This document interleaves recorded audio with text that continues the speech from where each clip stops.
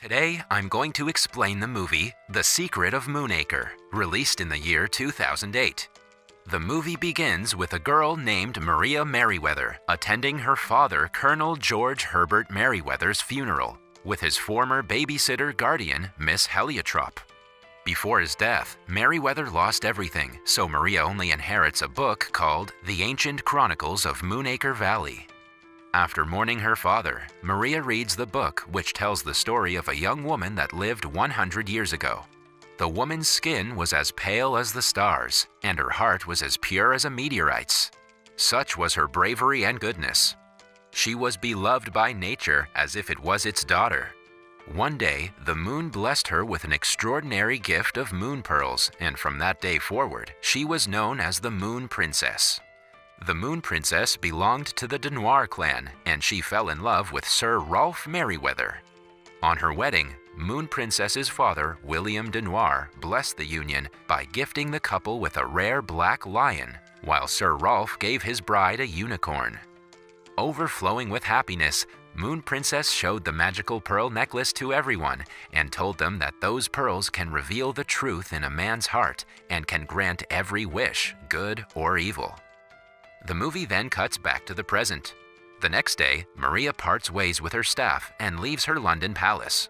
Miss Heliotrop decides to accompany her to her uncle, Benjamin Merriweather's place in Moonacre, citing the promise she made to Maria's mother to look after the girl. On their way to the destination, they almost get kidnapped by a bunch of thugs, but somehow manage to escape. After traveling through the rough country roads and crossing into the Moonacre estate, they finally reach the Moonacre Manor, which belongs to Maria's estranged uncle, Sir Benjamin Merriweather. Miss Heliotrop tries to tell Ben about being attacked by the bunch of thugs, but he has no interest in her fascinating story. Instead, Ben takes them inside the manor and introduces them to his dog, Rolfe, who he claims can kill in an instant. Ben then guides Miss Heliotrop to her room before escorting Maria to her room on the top of a tower. Maria initially doesn't like the idea of sleeping away from her caretaker, but she loves her room, which has its own fireplace and contains a ceiling that looks like the night sky. The next day, when Ben sees the storybook with Maria, he seizes it and keeps it in his library, despite Maria's protests. Maria confronts Ben at breakfast, but he brushes her aside. Miss Heliotrop tries to diffuse the tension by making small talk, but Ben tells her he likes silence while eating. Then, he tauntingly reveals that he hasn't let a woman set foot in his manor in years. He also calls Maria's father a coward for leaving Maria with debt, forcing her to defend her father's honor. Later, when Ben is in a good mood, he gives them a tour of the mansion and reveals that the thugs who attacked them were from the Denoir clan, advising the girls to stay away from the forest. Later, Ben and Maria go to the market on horseback. The latter was initially hesitant, but she grew to like her horse. Seeing her adapt so well, Ben allows her to stay out longer by herself, despite the threat of the Denoir clan. When Maria hears a distressed cry coming from nearby, she secretly wanders into the forest where she finds an injured hare trapped in a wooden cage. She rescues it, but she's again suddenly surrounded by bandits, including a boy named Robin Denoir. However, Sir Benjamin's intimidating black dog Rolfe comes to Maria's rescue and fends off Robin and his men. Robin later returns with his father to the same spot, but Maria returns back home with the hare by then. Maria begins to have strange visions where she keeps seeing a white horse running around the manor. Moreover, the stars in her room also move like they're real. Maria confronts Ben about them, but for some reason he gets emotional and leaves. Ben's dog Rolfe then leads Maria to the manor's secret kitchen. There, she meets the manor's friendly chef, Marmaduke. She asks him about her strange visions, and Marmaduke advises her to finish reading her father's book. With his help, Maria manages to get to her father's book in Ben's library. She continues reading the book and learns that after the two families learned about Moon Princess's pearls, they became desperate to claim the power of the pearls for themselves and fought over it. This upset the Moon Princess, and she cursed Moonacre Valley to be plunged into eternal darkness at the rising of the 5,000th moon, unless a pure heart is heard before vanishing forever.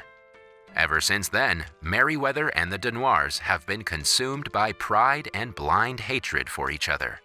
After reading the book, Maria returns to the chef and he tells her that only a true moon princess can undo the curse. To her surprise, Marmaduke reveals that she is the new moon princess, as she can see the unicorn. Maria must return pearls to the sea and reunite the two families to save the valley from the curse of eternal darkness. Maria puts two and two together and figures out that the very next full moon will be the 5,000th. The impending doom haunts Maria in her sleep. Overwhelmed and frightened, she runs away. While trying to figure out a way out of the Merryweather estate, she finds a cave inhabited by a woman named Loveday, who looks awfully identical to the Moon Princess. Lo and behold, Loveday reveals she herself was a Moon Princess, who tried but failed to unite the families and break the curse. For some reason, when Maria suggests asking for her Uncle Ben's help in breaking the curse, Loveday gets agitated and she cautions the girl against bringing up his name ever again. It's revealed that the Denoirs stole the casket containing the pearls, while the Merryweathers took the key to it. Maria suddenly remembers seeing the key in the book's bookmark. She then asks Loveday to take her to the Denoirs. After showing Maria the Denoirs' fort, Loveday abruptly runs away. Left with no choice, Maria sneaks into the fortress by herself. However, she's quickly spotted by Robin's father, Coeur Denoir. Maria gives him the key, but he reveals that the casket is empty, accusing the Merryweathers of stealing them.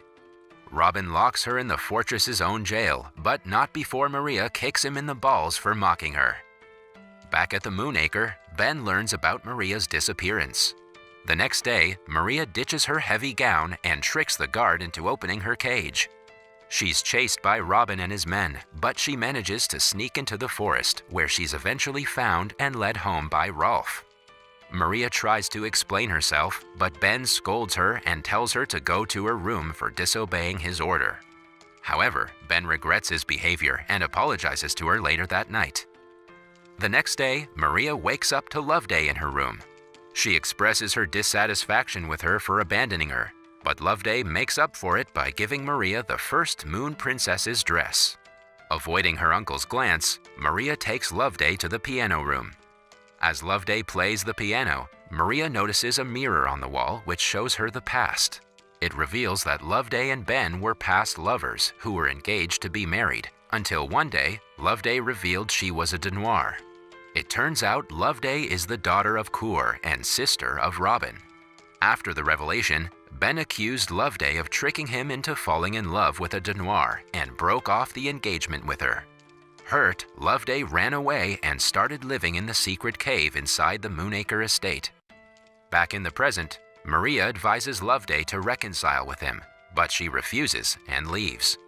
Later, Maria notices Ben's house help, Digweed, removing a painting of the Moon Princess that appeared out of nowhere after Maria came to live in the manor. Maria shows the painting to Miss Heliotrope and Marmaduke. The painting shows Maria where the Moon Princess hid the pearls in the forest. Marmaduke suggests seeking Robin's help in finding the tree, as he's familiar with every corner of the forest. Maria initially refuses to take his help, but when Marmaduke calls her out for being full of pride just as much as Ben and Loveday are, she concedes. Before leaving for the Denoir estate, Maria sends forged letters to Ben and Loveday, convincing them to meet. Ben and Loveday are excited to see each other, but they soon catch up to Maria's deceit when they expect each other to apologize to each other. Together with Miss Heliotrope, Marmaduke and the half-wit servant Digweed set out to search for her. Meanwhile, Robin's father Coeur learns about Maria's whereabouts through his spy eagle and vows to kill her. In the next scene, Maria lures Robin using the same injured hair trap he used to capture her earlier in the movie, and hangs him upside down from a tree. Robin pleads with her to release him, and she agrees on the condition he will help her. Throughout their expedition, Loveday and Ben taunt each other for the breakdown of their relationship. Back in the forest, Coeur's men manage to covertly separate Maria from Rolf and Robin.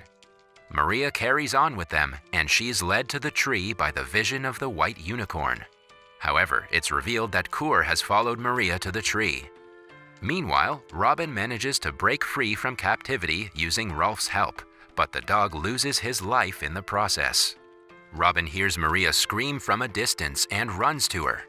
Kur is proceeding to finish off Maria, but Robin intervenes and escapes with her.